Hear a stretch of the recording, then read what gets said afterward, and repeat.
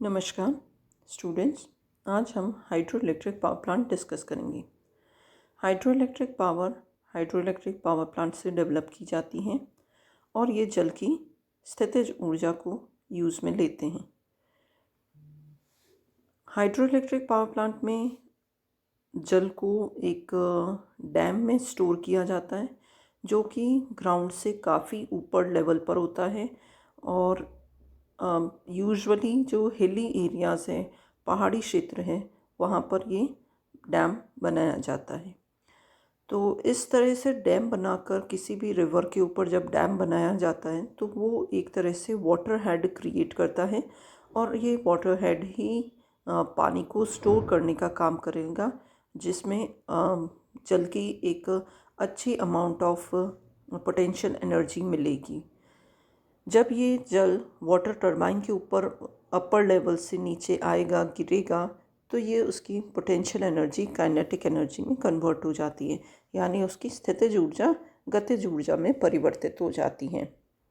और turbine shaft जब चलता है तो this kinetic energy is converted into mechanical energy. अब इसके आगे जनरेटर या ऑल्टरनेटर कपल कर देंगे टरबाइन शाफ्ट से, तो ये मैकेनिकल एनर्जी इलेक्ट्रिकल एनर्जी में कन्वर्ट हो जाती है।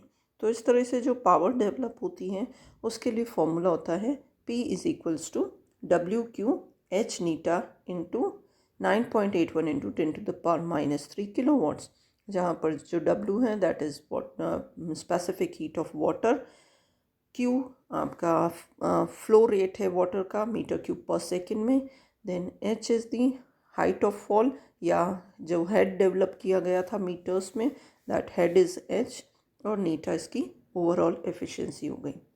तो आज के समय में जबकि इलेक्ट्रिक पावर की डिमांड हर दिन बढ़ती जा रही है, तो हाइड्रो इलेक्ट्रिक पावर प्लांट्स वहाँ पर बहुत ज़्यादा पॉपुलर हो रहे हैं।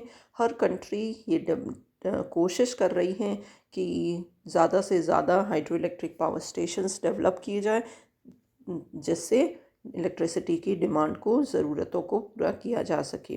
क्योंकि जो फॉसिल फ्यूल्स हैं जैसे है कोयला, ऑयल, गैस, ये पूरे ही दुनिया में विश्व में लिमिटेड स्टॉक में अवेलेबल हैं और कुछ देशों में ये एक्सपेंसिव भी हैं।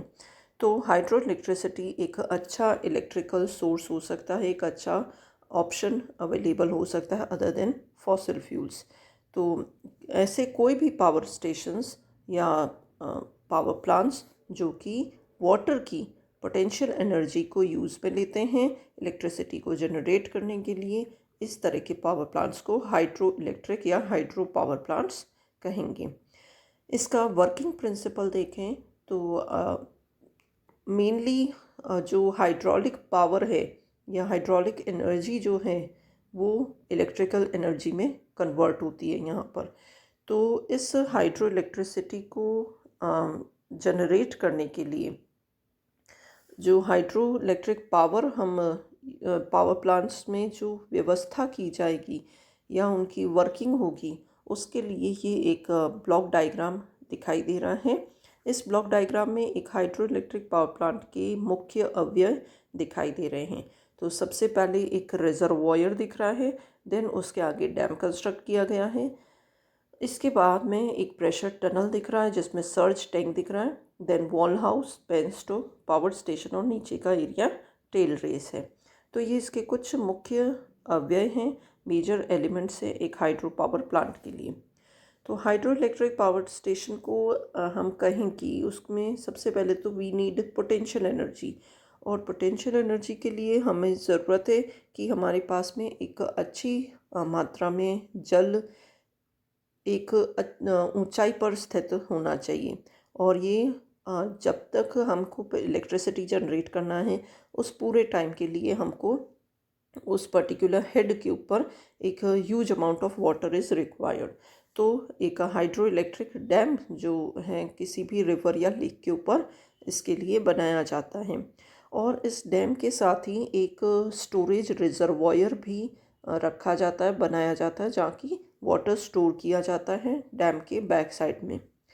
तो ये रिजर्वॉयर ये वाटर हेड देने का काम करेगा, और इन दोनों जो रिजर्वॉयर है और वॉल हाउस है इनके बीच में एक प्रेशर टनल लगाया जाता है, और जो पानी है या जल है वो रिजर्वॉयर से पेनस्टॉक तक इस प्रेशर टनल के थ्रू ही पहुंचेगा।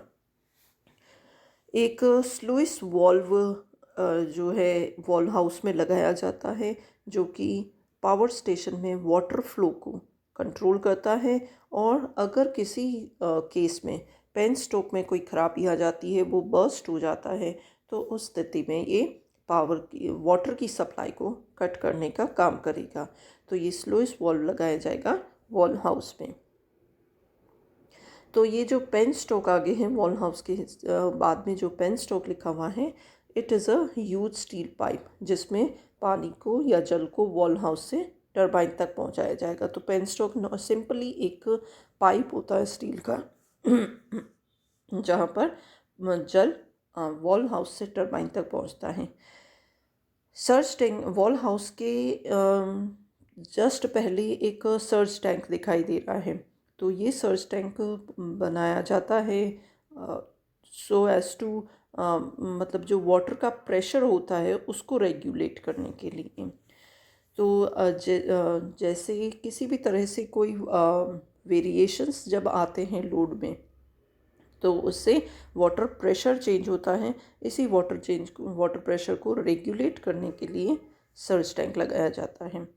तो ये जो वाटर टरबाइन में हाइड्रो इलेक्ट्रिक एनर्जी है या हाइड्रोलिक एनर्जी है वाटर की, वो मैकेनिकल एनर्जी में कन्वर्ट हो जाएगी।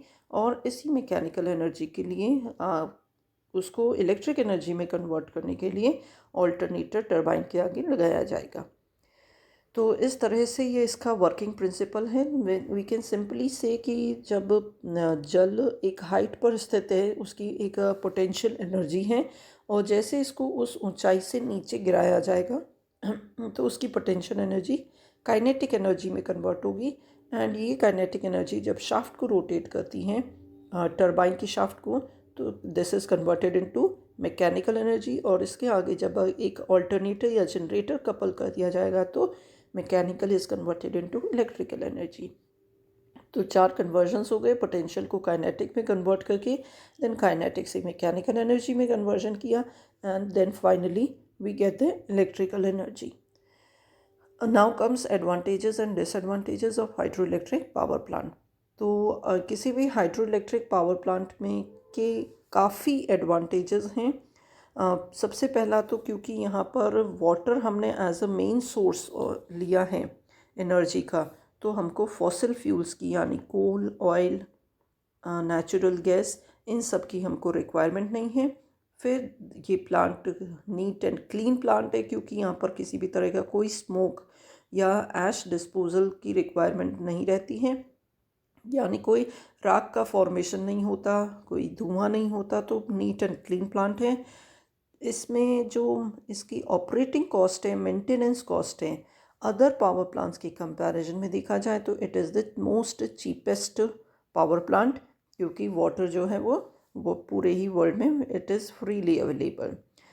देन इसकी जो लाइफ होती है एक प्लांट की, अप्रॉक्स लाइफ इसकी 45 to 60 ईयर्स होती है, जो कि एक बहुत लंबी आयु है as compared to other plants. इसके अलावा this can be use as a peak load plant क्योंकि it can be started instantly, तुरंत ही इसको चालू किया जा सकता है। फ्लक्चुएटिंग लोड डिमांड्स के साथ भी ये इजीली वर्क करता है। देन इसकी एफिशिएंसी भी एज के साथ में कम नहीं होती हैं। 45-60 ईयर्स तक ये उसी एफिशिएंसी के साथ काम करेगा। देन इसमें किसी भी तरह के स्टैंड बाय लॉसेस नहीं है क्योंकि ऑक्सिलरीज इसमें कम है। देन इसमें जो वर्किंग के दौरान हमको किसी भी तरह के स्किल्ड वर्कर्स या एक्सपीरियंस वर्कर्स की रिक्वायरमेंट नहीं होती है। देन इरिगेशन का पर्पज़ ये सॉल्व करता है, फ्लड कंट्रोल इससे इजीली होता है। और ये क्योंकि रिमोट एरियाज़ में बनाए जाते हैं, तो वहाँ पर जो लैंड मिलेगा that will be also and comparatively cheaper rates. तो इस तरह से इसके कई सारे एडवांटेजेस हुए। इसके डिसएडवांटेजेस की बात करें तो कुछ डिसएडवांटेजेस हैं, जैसे इसको एक लार्ज एरिया रिक्वायर्ड होता है। देन इसकी कंस्ट्रक्शन कॉस्ट जो होती हैं वो बहुत ज़्यादा होती है क्योंकि जो डैम कंस्ट्रक्ट किया जाता है that comes out to be very costly. Then इसको स्टार्ट करने के लिए या इस तरह के प्लांट का निर्माण करने के लिए एक्सपीरियंस्ड स्किल्ड इंजीनियर्स की रिक्वायरमेंट होती है। ऑल्दो एक बार बन जाने के बाद, शुरू हो जाने के बाद इसकी रनिंग में हमको किसी भी तरह के एक्सपीरियंस वर्कर्स की रिक्वायरमेंट नहीं होती हैं। फिर क्योंकि ये हिली एरियाज़ में, यूजुअली रिमोट एरियाज़ में डेवलप किए जाते हैं, तो लोड एरियाज़ से ये काफ़ी दूरी पर होते हैं, तो इस वजह से जो ट्रांसमिशन लाइन है उनकी रिक्वायरमेंट ज़्यादा हो जाती है। लंबी ट्रांसमिशन लाइंस की हमको रिक्वायरमेंट रहती है। देन ये हमको इससे जो हाइड्रो इलेक्ट्रिसिटी मिलेगी वो भी एक कांस्टेंट हाइड्रो इलेक्ट्रिसिटी नहीं मिलती है, क्योंकि वाटर जो होता है कई जगह पर it is not available all through the year, तो इससे जो उसकी सप्लाई होती है वो कांस्टेंट सप्लाई नहीं होती है।